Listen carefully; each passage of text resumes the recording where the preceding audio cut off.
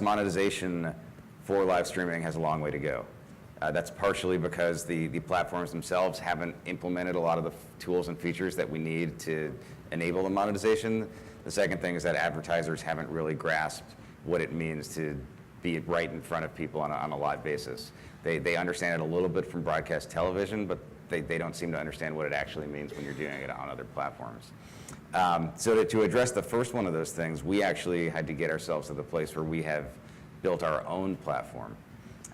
We've spent the last year developing our own live streaming platform, which is launching in a couple of weeks, which some of you may have read about, called Project Alpha.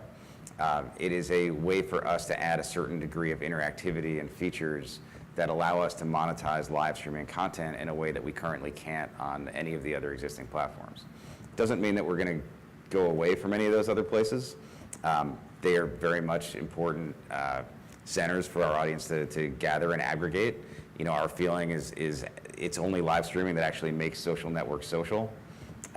If you really think about the platforms like Facebook or YouTube or even Twitter to that extent, they're not really social by definition. Social to me is two people talking to each other in a room. And if you think about these platforms, it's actually asynchronous communication. Live streaming is really the first thing that allows for real social interactivity to happen on these platforms. So to us, it's actually very important to be there. But for monetization purposes, we think it's important to drive people to something else.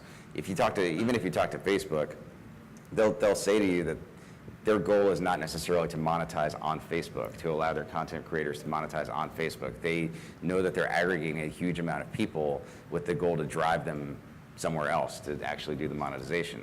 So for us, it's this new live streaming platform we're creating that we hope is going to allow people to subscribe. It's a SVOD service, although more membership based, with a lot of live streaming capabilities.